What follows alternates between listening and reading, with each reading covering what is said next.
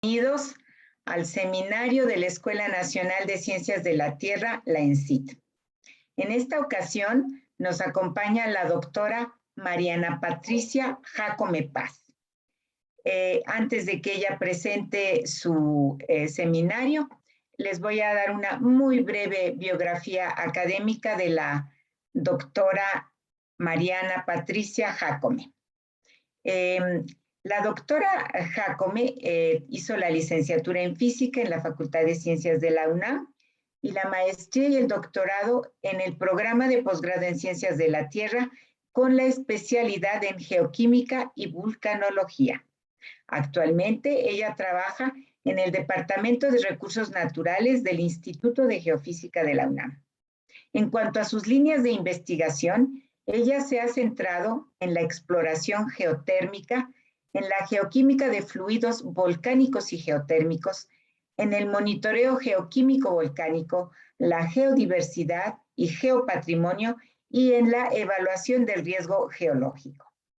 Ella también imparte docencia y entre las asignaturas que ella ha dado está la de evaluación de riesgo geológico en la Facultad de Ciencias de la UNAM y en el posgrado en Ciencias de la Tierra. También la de geoquímica de fluidos geotérmicos y volcánicos en el posgrado en Ciencias de la Tierra. Y bueno, ahora nos va a presentar un seminario muy interesante que tiene que ver con estas líneas de investigación que la doctora Jácome tiene.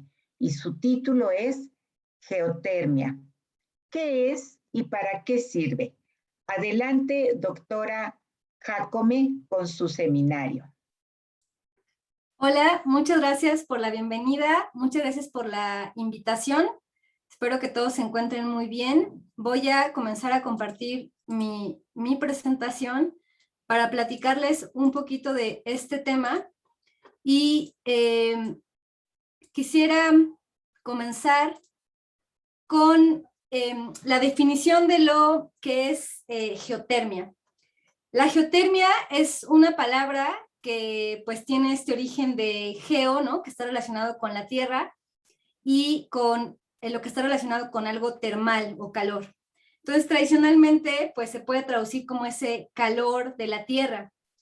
Pero me gustaría decir que en realidad se usa indistinto para referirse a la ciencia que estudia planetas, los fenómenos térmicos del planeta, pero también a todo el conjunto de procesos, tanto tecnológicos como industriales, para extraer, ¿no? Justo como esta energía térmica de la Tierra, y también nos referimos muchas veces a ella solamente para hablar en términos genéricos del calor de la Tierra sin hacer alusión a sus aplicaciones. Entonces, es una palabra que se usa, ¿no? Como para todos estos fines. Y en esta plática que voy a compartir en estos minutos siguientes con ustedes, pues la voy a usar desde el punto de vista de este calor de la Tierra, el cual vamos a ver y desmenuzar un poco cómo lo podemos usar, ¿no? Cómo podemos usar ese calor de la Tierra, más allá de caracterizarlo y entenderlo.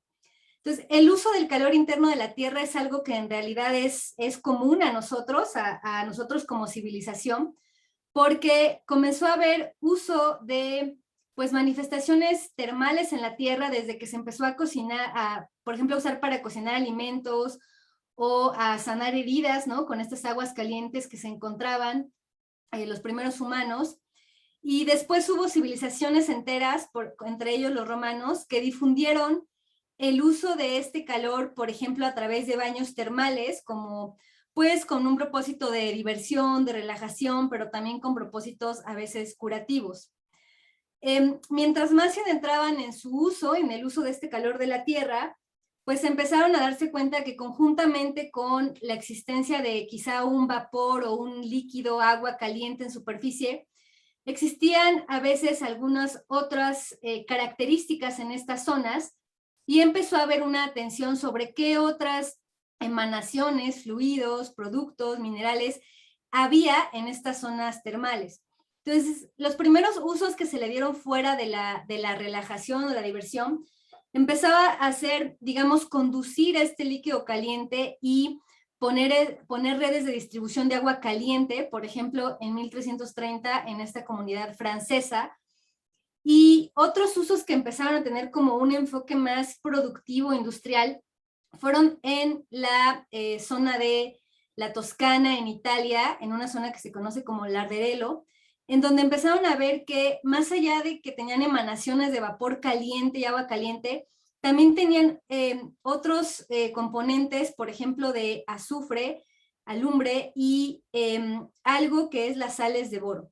Empezaron a, digamos, intentar extraerlas y con esto hubo desarrollo de cierta tecnología para extraer estas sales para utilización industrial diferente. Pero con ello se sentaron las bases para extraer no solo las sales, sino también el recurso propio termal, que era el fluido termal de esta zona. Es en esta zona de Italia, Larderello, donde se funda la primera central pues geotérmica con la que se produce electricidad, ¿no? Y a raíz de esta planta, pues, ¿no? Que fue en 1904, con este personaje, el príncipe Conti, con la fundación de esta planta, bueno, comienzan a fundarse en otras regiones del mundo como Nueva Zelanda, en el propio México, en 1959, nuestra primera planta geotérmica fue en Paté Hidalgo, y en 1960 se funda en Estados Unidos. Aquí tenemos una vista de la planta de donde estaba la planta de Paté Hidalgo, que actualmente es básicamente un balneario.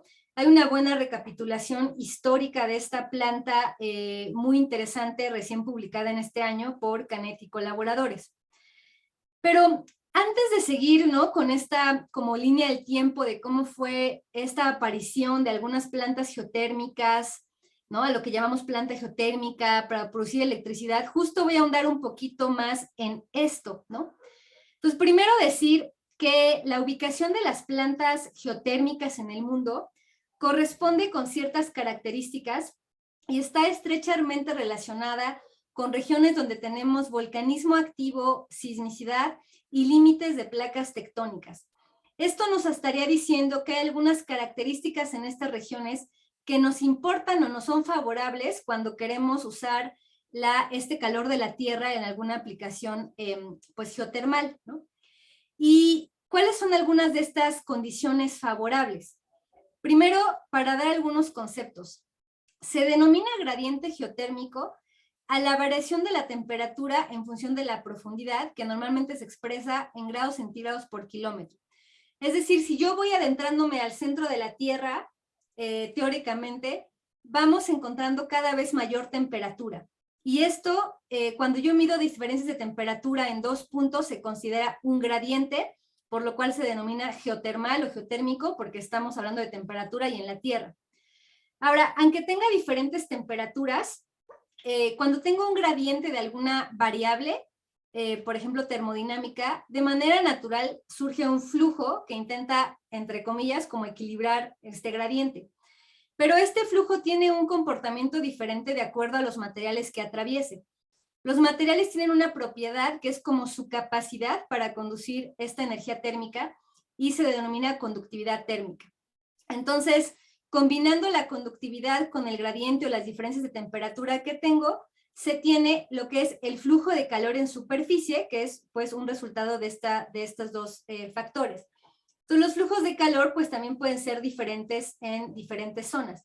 Y los gradientes geotérmicos, el cómo cambia la temperatura con la profundidad, pues se van a comportar de acuerdo como a el régimen geológico y tectónico que tenga, ¿no? Si tengo zonas de subducción, si tengo a lo mejor cámaras o sistemas magmáticos más superficiales, si tengo adelgazamiento cortical, ¿no? Todo esto me va a definir cómo va comportándose esa temperatura.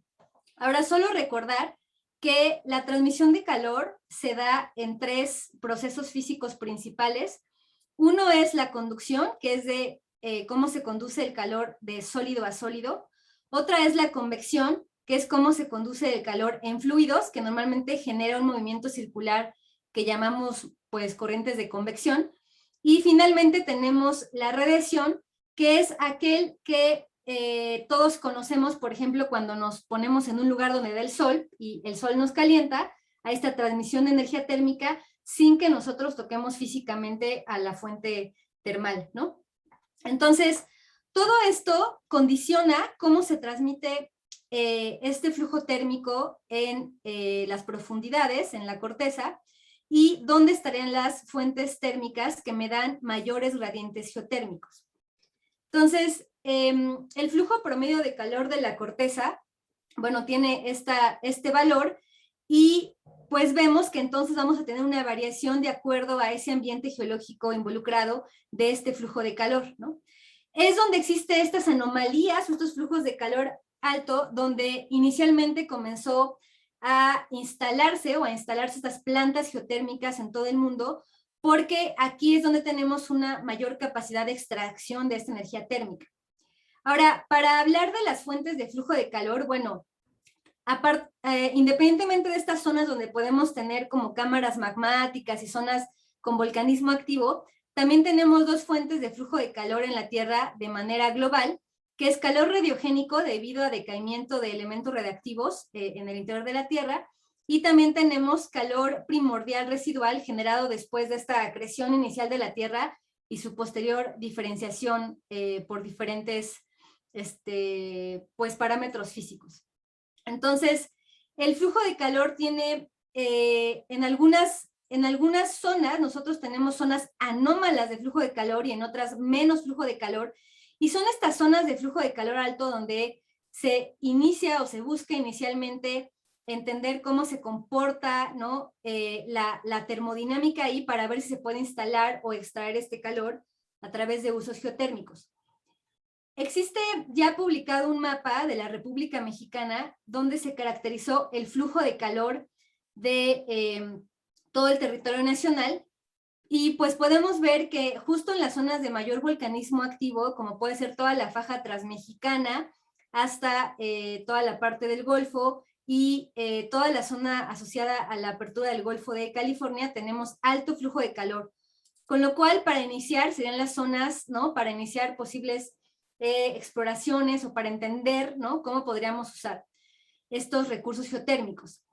¿Y cómo podemos usar estos recursos geotérmicos? Es decir, una vez que sabemos cuáles son nuestras regiones o podemos obtener indirectamente estas mediciones de flujo de calor, ¿cómo podemos usar estos recursos? Es importante decirles, transmitirles que para usar los recursos geotérmicos hay una línea que se considera lo que es un proyecto geotérmico que tiene varias fases, varias etapas.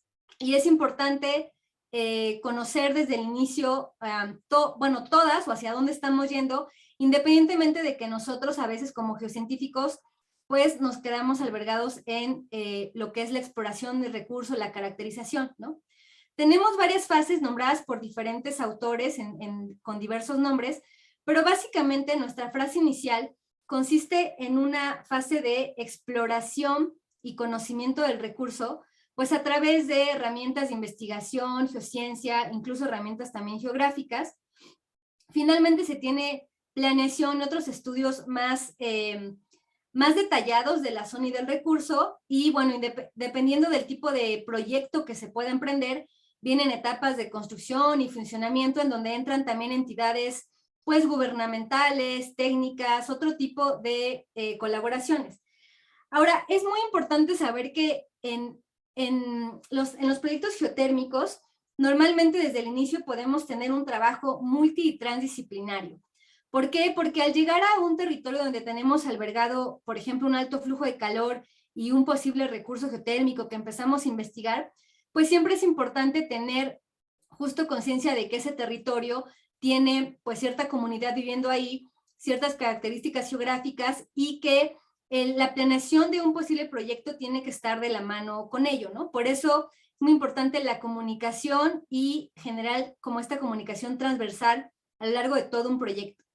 Ahora, en lo que atañe a las geociencias, ¿cuál es el papel fundamental del geocientífico en la exploración o en la parte de caracterización? Bueno, tenemos lo que se conoce exploración geotérmica y consta de bastantes, digamos, tipos de estudio. Puede ser desde estudios preliminares de la zona, desde gabinete con herramientas de percepción remota, hasta una parte de gestión legal para poder llevar a cabo la exploración. Esto depende de dónde se va a hacer. Después viene toda una parte de estudios sociales, ¿no? Que es la parte multidisciplinaria. Después viene la caracterización geológica, geoquímica, geohidrológica, la exploración geofísica, modelos conceptuales, en donde también se usan herramientas matemáticas, y finalmente, posiblemente una parte de, exploración, de perforación de exploración que incluye pues también un avance de un equipo de ingeniería bastante robusto, me refiero a equipo técnico, ¿no? Recurso humano. Entonces, la exploración geotérmica tiene todas estas secciones en las cuales en cada una de ellas hay muchas técnicas, hay muchas metodologías instauradas, otras menos convencionales que están todavía en desarrollo. Ahora, ¿sobre qué inicialmente se hace este tipo de exploración? Bueno, inicialmente se espera que la zona donde estoy buscando ese recurso geotérmico o esa posibilidad de uso tenga este alto flujo de calor y aparte tenga manifestaciones termales o hidrotermales, como pueden ser manantiales termales. Muchas veces estas manifestaciones hidrotermales, ¿no? Que pueden ser manantiales, fumarolas, géiseres, volcanes de lodo, volcanes justo activos, ¿no? Pues muchas veces están sin ningún tipo de uso, o a lo mejor algún tipo de uso ritualístico, a lo mejor un tipo de uso comunitario, y otras veces los encontramos con un uso comunitario mucho más establecido, como pueden ser baños termales que se usan en alguna comunidad para eso, para el baño, o pueden ser pues manifestaciones que se encuentran incluso en parques nacionales, por ejemplo aquí en Yellowstone, o manifestaciones que se encuentren en volcanes activos, como aquí en el caso del volcán Chichón, o pues manantiales termales que podemos verlos, bueno, que son termales porque son usados para baños, o que simple y sencillamente los exploramos, los descubrimos y vemos que a veces también tienen, por ejemplo, estos flujos de gases burbujeantes, ¿no? Entonces, las manifestaciones hidrotermales o termales pueden, ¿no?, estar a la superficie, a la vista, y la labor de un geocientífico es entender, ¿no?, de manera esquemática, aquí les pongo, cómo es la distribución de estos manantiales, caracterizarlos, describirlos, ¿no?, que eso es todo lo que va de la mano con la exploración. ¿Por qué? Porque nuestro objetivo es realmente descubrir cuál es la energía térmica almacenada. Y para descubrir cuál es la energía térmica almacenada que nos está dando en superficie estas manifestaciones, tenemos que entender todos los procesos que este fluido puede estar viviendo a profundidad o sufriendo a profundidad, y por qué lo tengo localizado en ciertas ubicaciones con ciertas características geoquímicas. Entonces, desde el punto de vista geocientífico, se trata de entender cuáles son los tipos de fluidos, cuál es la roca encajonante de los acuíferos, por ejemplo, de este fluido, cuál es la carga y descarga de este sistema. También podemos tener manifestaciones hidrotermales que consisten solo en emanaciones gaseosas, donde no tengo líquido en superficie, y es lo mismo. Yo con este tipo de información tengo que lograr reproducir procesos a profundidad y entender cuáles son todas las fuentes de, por ejemplo, fluidos involucradas en este sistema, y cuál sería entonces el aporte térmico en esta zona de estudio. Entonces, una vez que tenemos, ¿no?, localizadas esas manifestaciones y que estamos en una zona de alto flujo de calor, la configuración que nos gustaría encontrar para decir que se tiene un sistema geotérmico a profundidad es, y que con esto vamos a usar de inicio puras herramientas de exploración superficiales, la configuración es lo que de manera pues muy sencilla y muy simplificada se conoce como un sistema geotérmico. Consiste en una fuente de calor que después está transmitiendo de manera conductiva este flujo de calor a un reservorio. El reservorio, que es un fluido que queda almacenado por cierto tiempo en cierta sección, tiene una zona de carga, que puede ser agua meteórica, y tiene una zona de descarga, que pueden ser diferentes permeabilidades en la roca o estructuras, ¿no? Por ejemplo, fallamientos que permitan ese ascenso después de que el fluido es calentado y comienza a tener un ascenso convectivo. Entonces, Bueno, las zonas donde el fluido no puede, por las cuales no puede ascender y que lo dejan atrapado, pues pueden ser justo rocas que no son permeables, que se conocen como capas sellos, ¿no? Y bueno, el fluido hidrotermal, que normalmente predomina el agua con quizá algunos otros volátiles o algunos otros, alguna mezcla, pues es el fluido que nosotros muchas veces vemos en superficie en las manifestaciones hidrotermales. Entonces, nosotros, a pesar de que, o los geocientistas que se dedican a la geotermia, en superficie podemos caracterizar muchos procesos profundos o corticales y entender el sistema de forma natural. El fin último de la exploración es saber cuál es la energía térmica contenida en una configuración de este estilo y saber si tenemos una configuración de este estilo.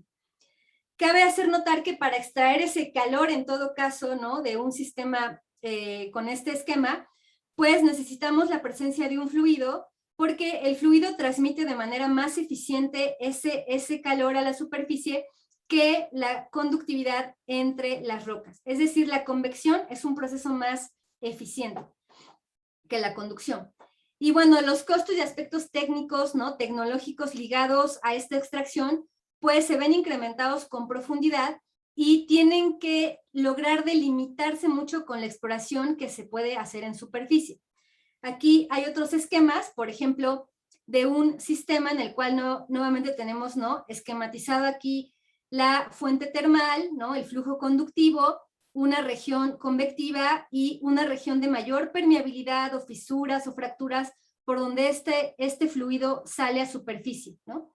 Pero aquí tenemos un ejemplo en el cual del lado derecho de su pantalla tenemos este flujo conductivo, después una circulación convectiva, pero no tenemos una salida tal cual de la parte líquida, ¿no?, de los fluidos, sino que solamente tenemos un escape, por ejemplo, de vapor. Podríamos tener un campo de fumarolas, un suelo vaporizante, ¿no?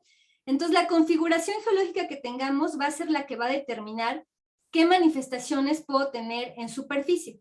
Incluso hay algunas zonas en donde este reservorio convectivo o este reservorio de fluido termal se encuentra muy profundo, confinado por altas presiones, y aunque tenemos un alto flujo de calor y técnicas para poder ver su presencia, no tenemos manifestaciones en superficie. Ahora, una vez teniendo este fluido en superficie, ¿cuál es digamos, la gran, entre comillas, como magia de este fluido? Bueno, tenemos que recordar que la energía interna de los fluidos, tanto líquidos como gaseosos, son mayores del estado sólido y tenemos una gran energía ligada a la fase de vapor. Entonces, nosotros seguramente todos hemos visto en algún momento una olla que esté tapada y que empiece a hervir, y claramente cómo el vapor ejerce un trabajo sobre la tapa porque la mueve o la hace vibrar. Este movimiento es tal cual una transformación de energía térmica en energía mecánica, energía cinética, con el movimiento de la tapa. Esto es básicamente el principio fundamental de poder tener acceso a ese vapor o a ese fluido termal. Queremos transformar esa energía térmica en otro tipo de energía que nos genere un movimiento mecánico u otro tipo de aplicación. Y, por ejemplo, el ejemplo más clásico es, ¿no?, tenemos este flujo de vapor que mueve unas turbinas, y estas turbinas a su vez transforman esa energía térmica en energía mecánica, y después tenemos, bueno, podemos tener a través de toda la complejidad de una turbina eléctrica la generación de energía eléctrica. Y lo único que hizo este fluido termal es básicamente generarnos este movimiento.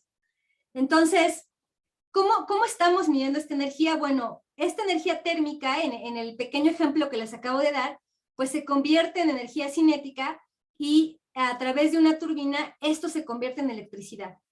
Entonces, las grandes tecnologías que se han implementado y herramientas de cómo usar esta energía termal, pues básicamente la focalizan y la usan en una aplicación como puede ser una energía mecánica. Normalmente, las unidades de energía pues geotérmica en general se reportan en unidades de potencia eléctrica por lo mismo, porque finalmente la primera aplicación industrial que se tuvo justo fue la generación de energía eléctrica. Entonces, normalmente están referidas como megawatts o megavolts, que es una unidad de potencia, y si queremos ver la cantidad de energía, bueno, simplemente vemos esta unidad de potencia en el tiempo por hora y se habla del megawatt hora. Por ejemplo, un megawatt hora es capaz de mantener en promedio a 330 viviendas con electricidad, ¿no? Entonces, es una forma de darles una idea de a qué se refieren estas unidades. Ahora, esto es básicamente ya el momento en el que se transforma esa energía térmica a esa energía eléctrica. Pero, ¿cómo podemos determinar la energía térmica disponible entonces en un sistema geotérmico con ciertas características geológicas y térmicas?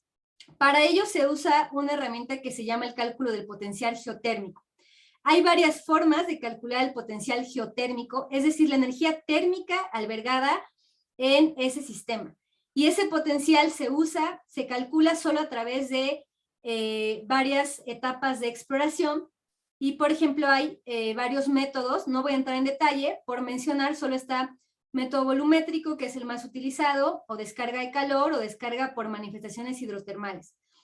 Entonces, a grandes rasgos, en el método volumétrico, lo que se hace es estimar cuál sería la energía térmica almacenada en un volumen de fluido y roca, y la exploración ayuda a determinar todas las características de este volumen, de esta agua y de esta roca, para tener un método o un cálculo más exacto, una estimación más exacta. Ahora, este potencial geotérmico inicial que se calcula y se dice, bueno, tenemos tantos unidades, ¿no?, de energía térmica disponibles, después tiene que ponderarse con el costo, no en costo económico, sino con lo que se perdería de esa energía térmica al extraerla de esa zona donde está albergada. Sabemos que, de hecho, por la segunda ley de la termodinámica, nunca se puede extraer la totalidad de energía que tiene un sistema, siempre tenemos una pérdida. Entonces, esta pérdida tiene que ver, evidentemente, con la tecnología asociada para extraerla, pero también con la naturaleza del fenómeno. No podemos extraer toda la energía. Y entonces tenemos primero un potencial, digamos, geotérmico calculado, y después llegamos a un potencial técnico real que se tiene en ese sistema. Y es en este punto en donde se puede empezar a pensar en la planeación de qué se podría hacer, qué tecnología se requiere, qué tipo de inversión se requiere, ¿no? Entonces, como esto está ligado, este potencial está ligado a esa temperatura a profundidad que se puede tener de este recurso explorado, es la temperatura a profundidad, que nos lo puede dar la exploración, un parámetro físico que ayuda a clasificar o entender los diferentes tipos de yacimientos. Entonces, el yacimiento, pues, es justo todo ese volumen de fluido que estaría albergado, ¿no?, con cierta temperatura, con cierta configuración de capa-sello, y al cual podemos tener acceso. Entonces, de acuerdo a la temperatura de este yacimiento, pues podemos clasificar los reservorios y yacimientos en alta temperatura, media temperatura, baja temperatura, y a veces se clasifica también en muy baja temperatura para diferenciarlos, sobre todo al momento de entender los usos de este recurso.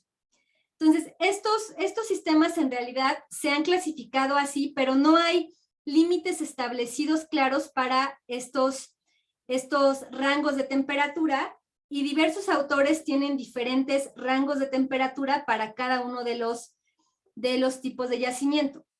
Pero son estos tipos de yacimiento los que nos pueden dar los tipos de uso, y con eso, pues, ¿de qué estamos hablando en términos de los costos para su explotación? Es importante mencionar que normalmente, hablando de la configuración, digamos, geológico-tectónica, reservorios de alta y media temperatura, pues los podemos encontrar o relacionar con zonas de vulcanismo activo o reciente y contextos extensionales de tectonismo. En tanto que zonas de mediana a baja temperatura podríamos estar relacionando con cuencas sedimentarias. A veces también se habla indistintamente de temperatura o entalpía, porque la entalpía es esa variable termodinámica que se refiere a la energía libre contenida en un sistema, la energía que justo podemos usar, ¿no? Entonces, por eso se hace uso de la palabra entalpía o temperatura. Entonces, en términos ya no solo del flujo de calor en la superficie, sino también de las características geológicas que tenemos en el territorio nacional, también existe una cartografía que determinó provincias geotérmicas en México, definiendo qué régimen tectónico se tiene en cada una de estas zonificación y conjuntamente con el flujo de calor. Vemos que el eje neovolcánico, ¿no?, que es de las zonas de mayor flujo de calor que habíamos dicho, pues corresponde a una provincia geotérmica como tal, y bueno, como ya podrán ustedes imaginar, pues es la zona de mayor vulcanismo activo en el país, con lo cual es una zona también prometedora para sistemas de alta y media temperatura o entalpía, pero también tenemos otras zonas en donde tenemos alto flujo de calor y quizá no un vulcanismo tan evidente, pero sí tenemos vulcanismo, por ejemplo, como esta, que es la de vulcanismo intraplaca, en realidad su provincia, la provincia 8 de estos autores. Entonces, bueno, esto nos permite también definir qué es el flujo de calor, las características geológicas de la zona y la exploración ya muy precisa en campo, la que permite determinar qué tipos de uso puedo darle a ese recurso geotérmico. Entonces, en cuanto a tipos de uso, hay dos grandes tipos de uso en la geotermia, que es la forma de nombrarlos, lo que se refiere a la generación de energía eléctrica y lo que se refiere a usos directos. La generación de energía eléctrica de por medio conlleva perforaciones de exploración y de explotación, y los usos directos no siempre conlleva una perforación. El recurso se puede usar directo en superficie y por eso se le llama usos directos. Entonces, vemos que para yacimientos de muy baja temperatura, incluso media, pues predominan los usos directos, y para yacimientos de media alta y otros de temperaturas más altas, pues predomina la electricidad. Ahorita voy a ahondar un poquito en los tipos de tecnologías. Solo me gustaría mencionar que aquello que se llama en algunos trabajos o recapitulaciones de la geotermia, ¿no?, que se llama como tecnología geotérmica convencional, es lo que está ligado a estos sistemas geotérmicos de baja, media, alta temperatura que permiten que el fluido ascienda a la temperatura, y aquellos que se denominan nuevas tecnologías son aquellos que están ligados a sistemas que no necesariamente tienen fluido en superficie, que pueden ser solamente roca caliente seca a profundidad, o sistemas que por la alta presión a la que se encuentran no permiten el ascenso de los fluidos, pero sí tienen una alta temperatura, con lo cual estimulándolos o de hecho inyectando fluidos en estas zonas se puede acceder a esa energía térmica. Entonces, aquí en otro esquema vemos, por ejemplo, que la producción de electricidad tiene esta tecnología desarrollada convencional, que son justamente plantas pues de vapor seco, o se denominan otras tipo flash o ciclo binario, en que básicamente consiste en el principio que les expliqué un poco. Una vez que tenemos el vapor en superficie, ya sea a través de un ascenso natural o una extracción por medio de pozos, este tipo de plantas, con sus pequeñas diferencias, consiste en llevar este vapor hacia una zona de turbinas y tener este movimiento para generación de energía eléctrica. Hay algunas que usan justo un fluido secundario termal, o unas que usan el fluido termal principal. Hay unas que usan solo vapor y otras que usan en zonas en donde domina el líquido, pues solamente el líquido. Y en los no convencionales es esto que les mencionaba, en donde no voy a entrar en detalle en esto, pero se usan tecnologías que no solo permiten la extracción de ese, digamos, ese calor a profundidad, sino que tienen que tener el método para, por ejemplo, inyectar un fluido y extraer ese calor a través de ese fluido. Y en usos directos, la tecnología desarrollada podría, pues, resumirse en bombas de calor y sistemas de almacenamiento, siendo las bombas de calor quizá uno de los más importantes, y ahorita voy a mencionar. Entonces, nuevamente, para ponerles solo un pequeño esquema de este tipo de uso convencional, muy simplificado, tenemos en esta zona de extracción, en donde después llega el vapor, tenemos este movimiento a turbina y la generación de energía eléctrica, y después tenemos, aquí podemos tener en algunos sistemas, ¿no? Con estos, digamos, vapores y fluidos residuales, usos directos en lo que se llama en cascada, ¿no? En la misma planta. Normalmente no se tiene esto, usualmente es algo que a lo que se le está apostando ahora, y bueno, se tiene finalmente una reinyección de este fluido. Y este tipo de plantas, ¿no? Como más convencionales, pues son aquellas que empezaron en 1973, o más bien tuvieron un realce, ¿no? Con bastantes países, ¿no? Sucesivamente incorporándose a esta producción de energía eléctrica, teniendo este tipo de plantas. Esto es un gráfico que muestra el desarrollo solo hasta los 2000, pero aquí vemos una tabla de cómo estamos en cuanto a producción de energía eléctrica en megawatts por los primeros 14 países hasta 2020, cómo estábamos, quiénes están a la punta, ¿no? Es importante hacer notar que décadas anteriores México no se encontraba en el 6º lugar, sino llegó a estar incluso en el 4º lugar, y pues ha habido un repunte de países como Turquía y Nueva Zelanda para desarrollar justo la geotermia en sus territorios.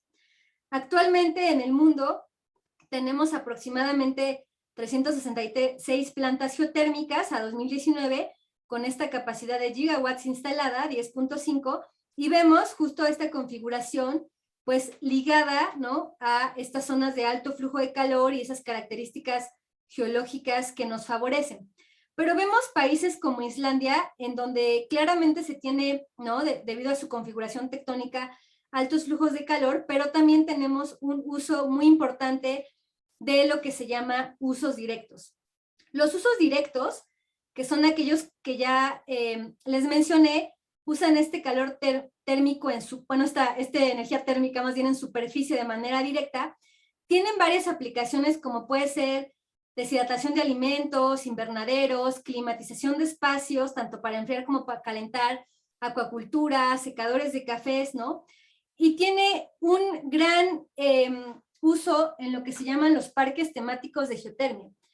Existen lugares, por ejemplo, en Islandia, Inglaterra, Turquía, en donde los baños termales no solo son una zona de recreación, sino que incluso son usadas para explicar aspectos de geoturismo, que evidentemente es algo de mucho valor y se puede incluso remontar a aspectos históricos cada una de estas manifestaciones, pero también para tener de manera muy precisa caracterizadas las aguas para algunos fines terapéuticos, incluso terapéuticos a nivel físico, ¿no?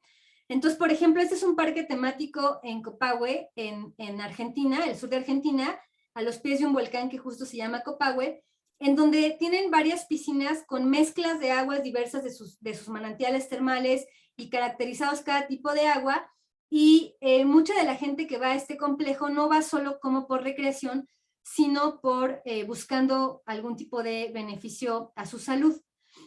Entonces, es importante hacer notar que aunque aquí en México tenemos una balneología de aguas termales bastante tradicional, no tenemos complejos de este tipo, ¿no? Como estos parques temáticos que tienen también estas acepciones tanto de geoturismo como de salud. Al menos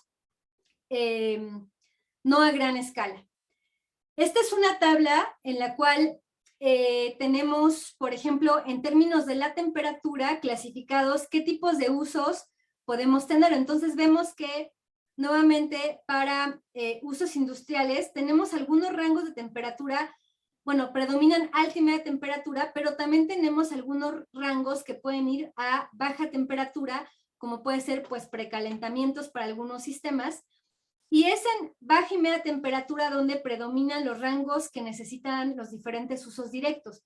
Por ejemplo, para agricultura y alimentación, estamos realmente situados en rangos de baja y media temperatura, y para calentamiento de viviendas, ocio, ¿no? Recreación, salud, estamos en los rangos de baja temperatura y muy baja temperatura.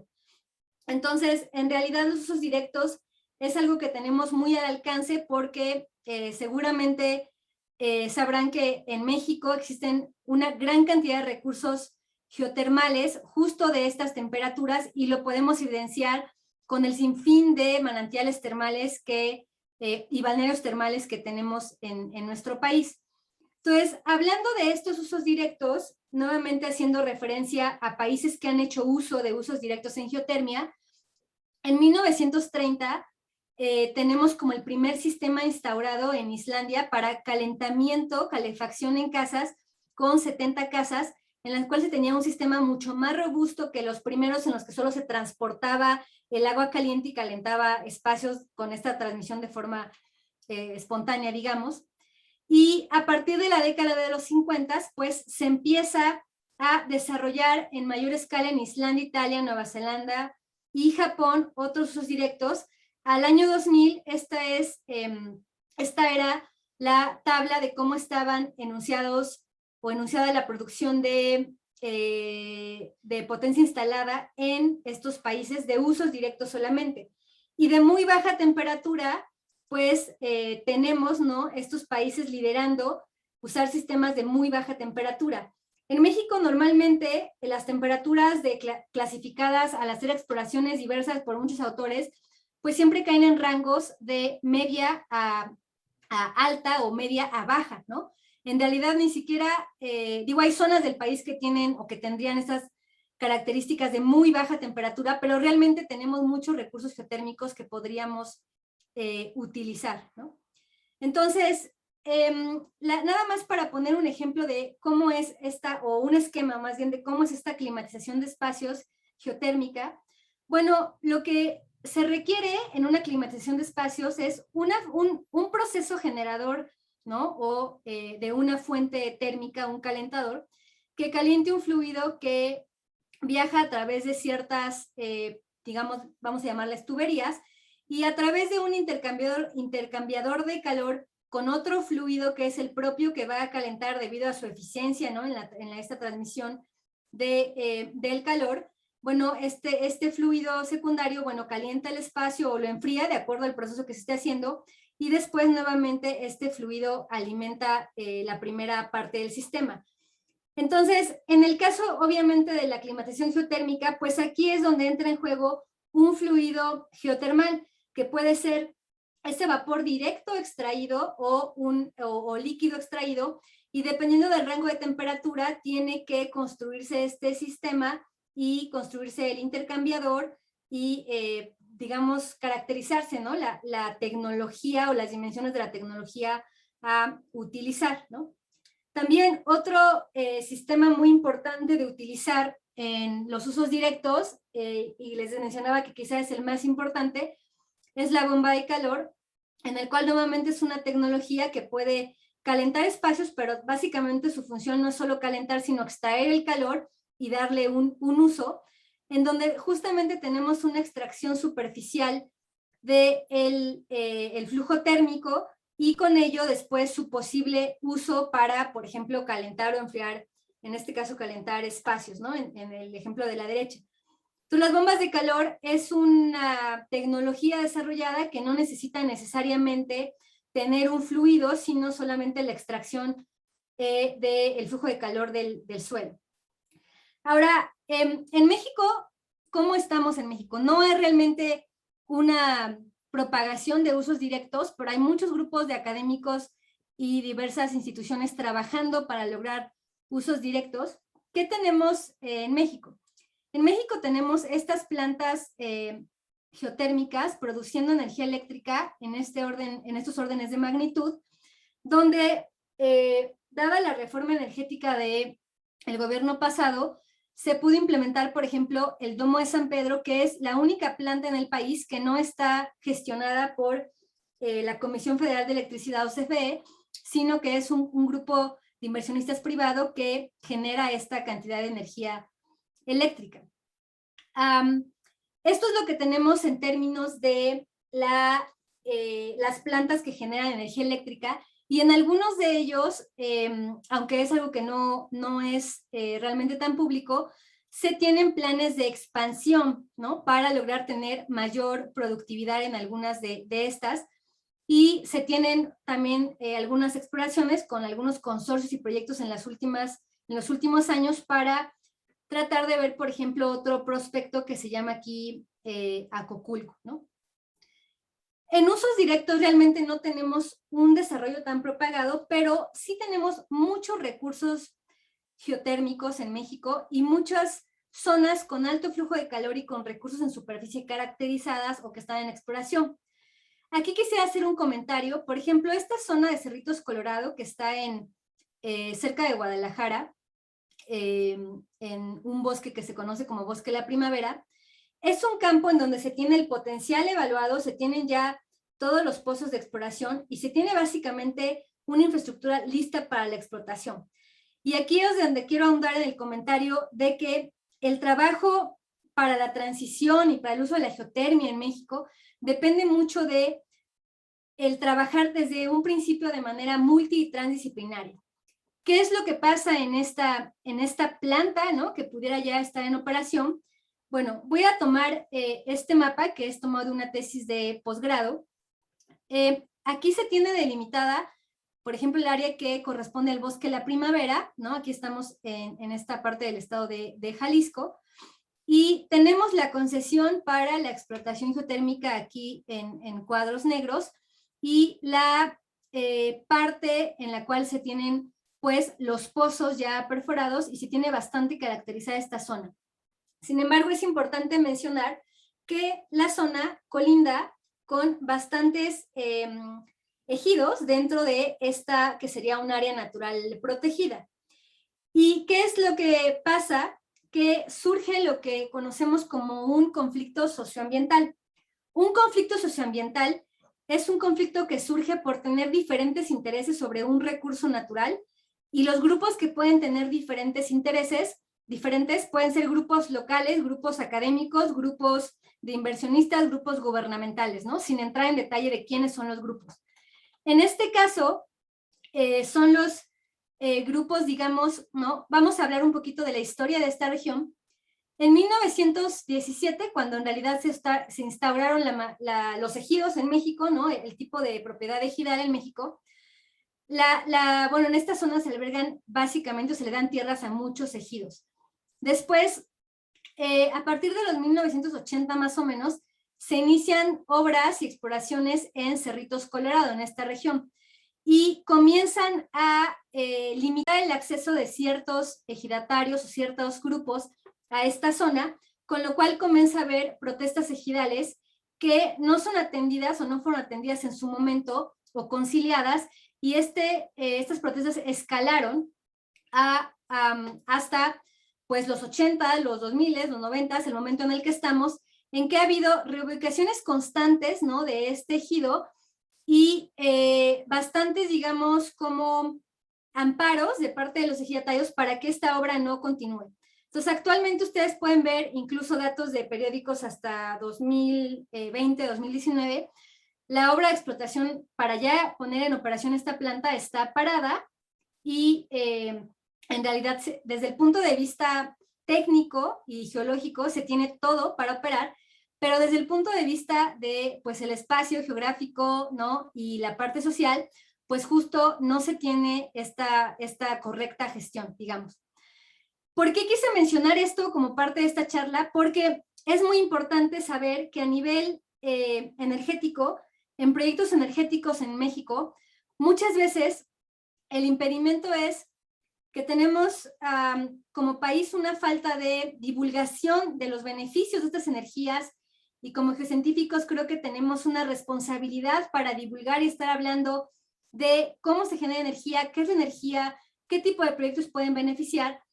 Y tenemos en México aproximadamente entre 2006 y 2019 tuvimos la existencia de 336 proyectos energéticos con aproximadamente en un total de 1,217 notas periodísticas que los mencionaban de algún modo, un reporte, por ejemplo, de 1,024 hechos reportando conflictos socioambientales.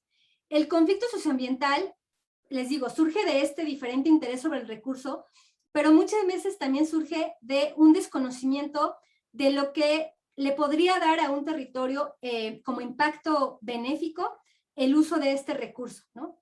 Entonces, es una responsabilidad nuestra tener siempre en mente esto. No estoy diciendo que los conflictos socioambientales o la mayoría de ellos o algunos de ellos no tengan un fundamento diferente a este, pero muchas veces puede ser que solo es que se desconoce el beneficio que puede traer el territorio, o muchas veces una mala gestión de parte de las primeras etapas de un proyecto que no involucran desde un inicio a la gente que vive en estos territorios donde están los recursos. Entonces no quería no hacer este comentario porque creo yo que para que exista un impulso real de la geotermia en México tiene que haber una conciencia de esto y un enfoque participativo en cómo hacemos la exploración en campo y cómo involucramos desde un inicio en el conocimiento de estos recursos a la gente local.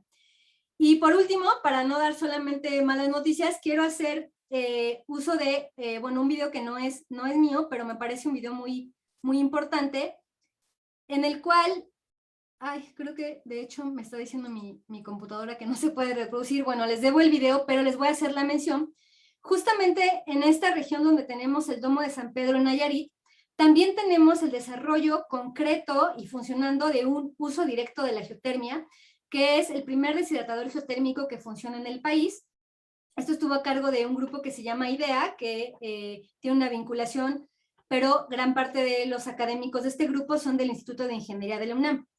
Ellos tienen un desarrollo tecnológico que idearon desde cero, que tiene la capacidad de deshidratar hasta 600 kilos de fruta seca en un día, y la empresa realmente genera, les dio trabajo a los locales, les enseñó a operarlo y hubo todo un proceso de apropiación social y sensibilización para poner este deshidratador y utilizar, por ejemplo, todo el desperdicio de fruta que había en la región. Y ahora, bueno, tienen una pequeña empresa de fruta deshidratada que vende en la región y en otras partes, y todo se hace a través de un uso directo de la geotermia.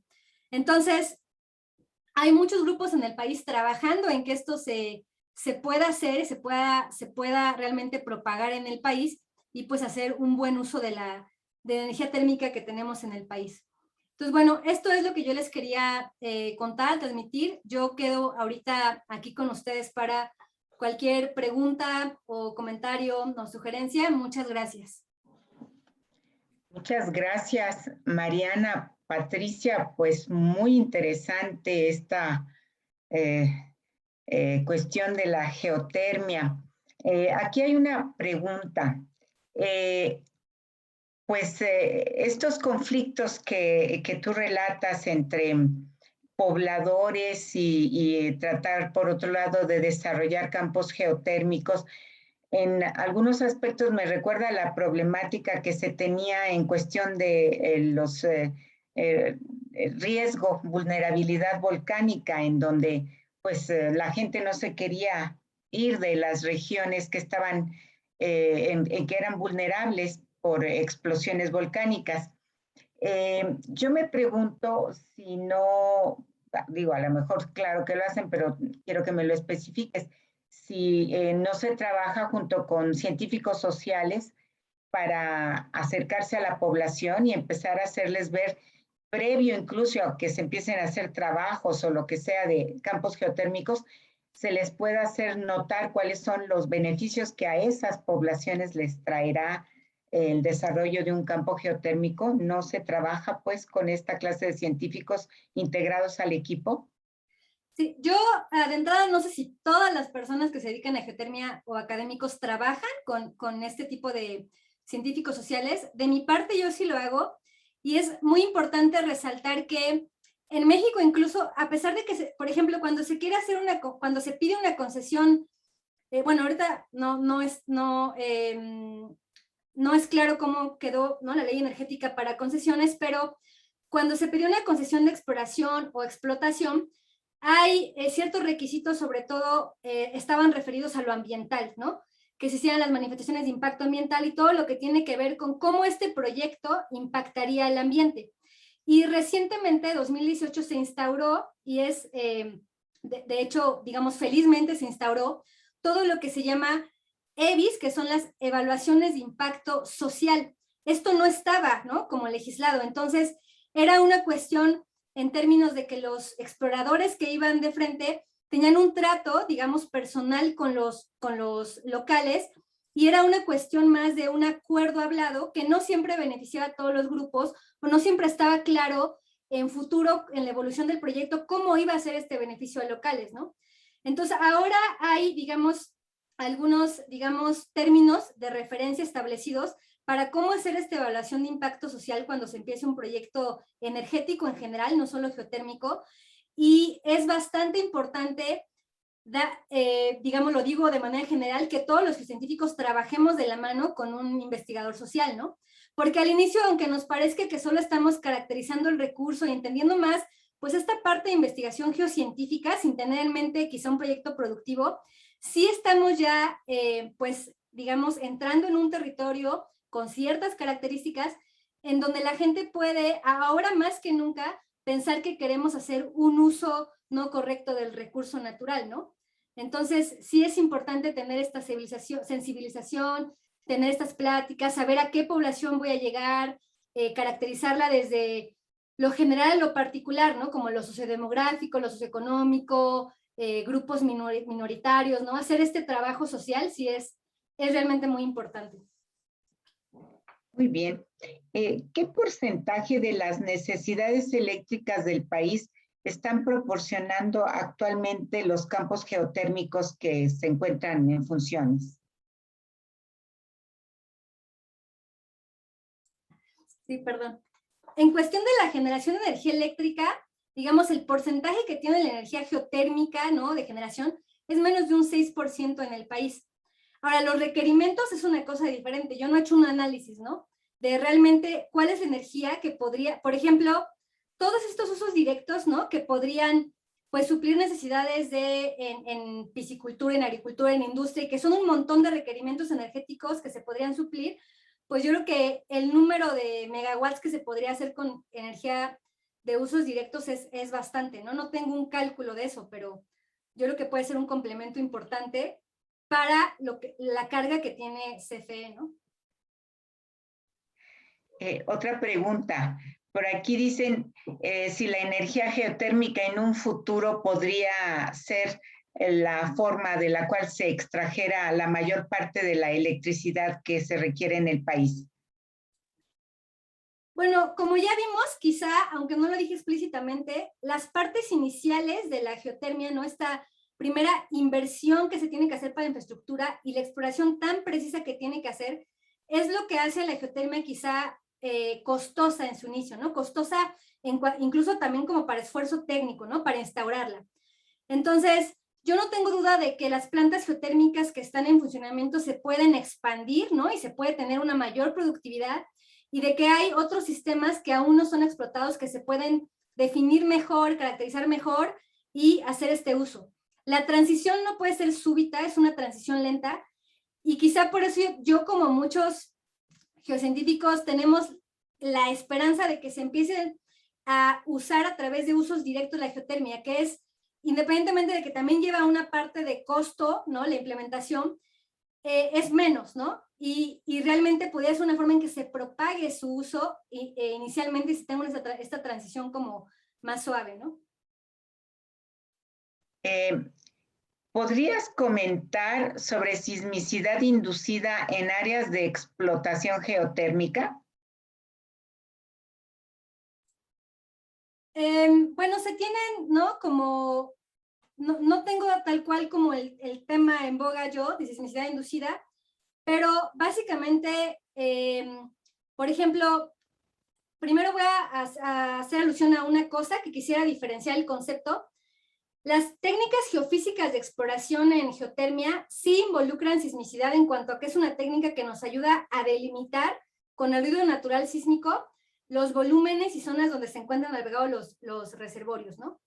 Entonces, la sismicidad que puede estar asociada a la explotación de un recurso es una cosa diferente y básicamente tendría que ser monitoreada en cualquier campo, ¿no?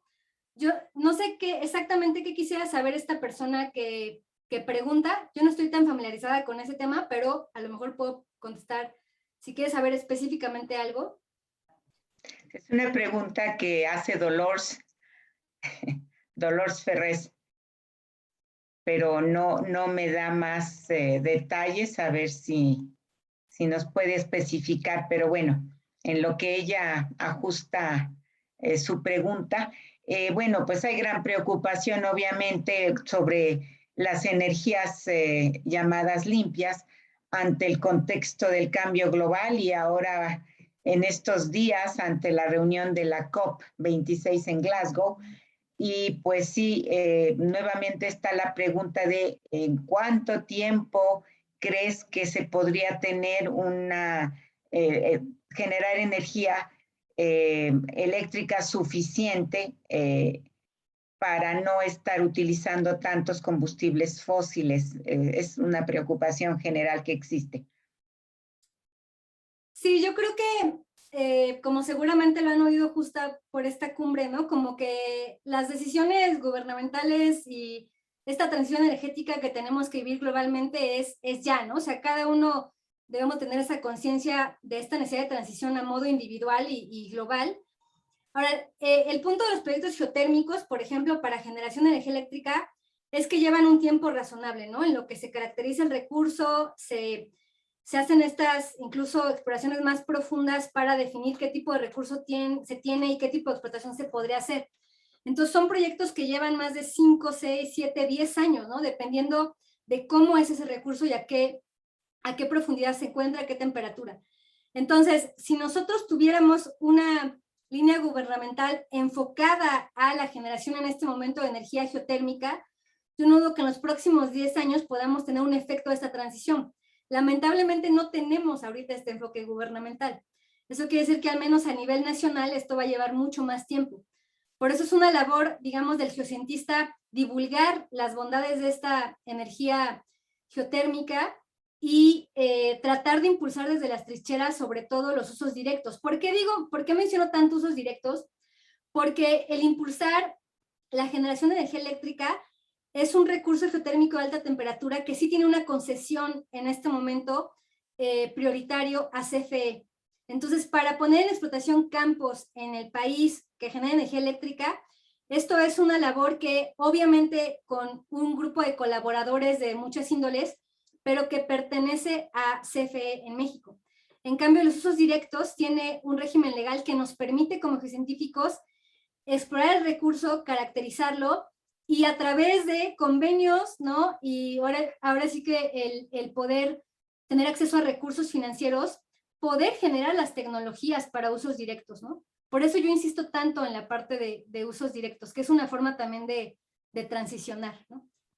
Sí, claro, es mucho más rápido y de todos modos tiene muchos usos, los usos directos, ¿no? Bueno, pues no hay más preguntas. Creo que las que te hice resumen las preocupaciones del auditorio. No sé si José Luis nos quisiera hacer algún comentario o pregunta sobre lo que tú expusiste hoy. Por favor, José Luis. Sí, muchas gracias, Pati. Me gustó mucho tu plática y más porque en este momento estamos viendo en la clase que estoy dando el tema de energía, que pues es central, ¿no? Así que viene muy bien este tema. Seguramente este video va a ser una referencia para nuestros estudiantes, que por ahí veo que algunos están participando en el Face, ¿no? Es muy didáctico, muy claro y demás, y sin lugar a dudas hay una variedad de temas alrededor de esto de la energía geotérmica, muy interesantes. Ya mencionaba Blanca esta conferencia de las partes, el COP26, en donde se habla también de la necesidad de la transición energética y los imponderables que nos enfrentamos no solamente en el mundo, pero particularmente en México con esta reforma energética y la reforma que se está discutiendo en este momento, ¿no? Que puede cambiar muchas cosas, ¿no?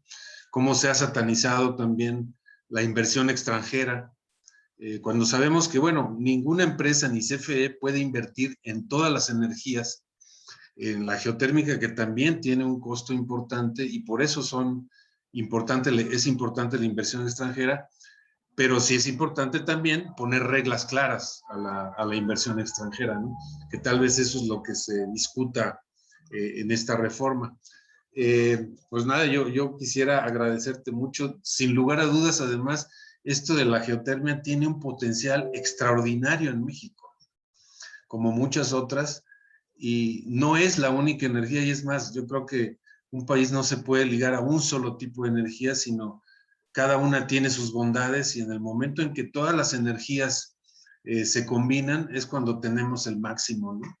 Yo nada más quisiera hacer ese comentario, pero me encantó tu plática, muy clara, muy didáctica, muy amena, ya te voy a fusilar algunas ideas, por supuesto, ya copié algunas pantallas para ponerlas en mi presentación de clase, y bueno, pues y algo que también me parece muy importante y en lo que tú insististe mucho, es en la divulgación, en la parte de la difusión, que yo creo que todos los científicos de la Tierra también están obligados a transmitir la importancia de todas estas tecnologías que muchas veces son bueno, casi de ciencia ficción, casi nadie las conoce, todo el mundo se va por lo solar, por lo eólico, pero lo geotérmico, y como decías tú, en nuestro país, pues tiene un potencial extraordinario, ¿no? Entonces, pues nuevamente, muchísimas gracias, Pati. Me da mucho gusto saludarte y verte por aquí.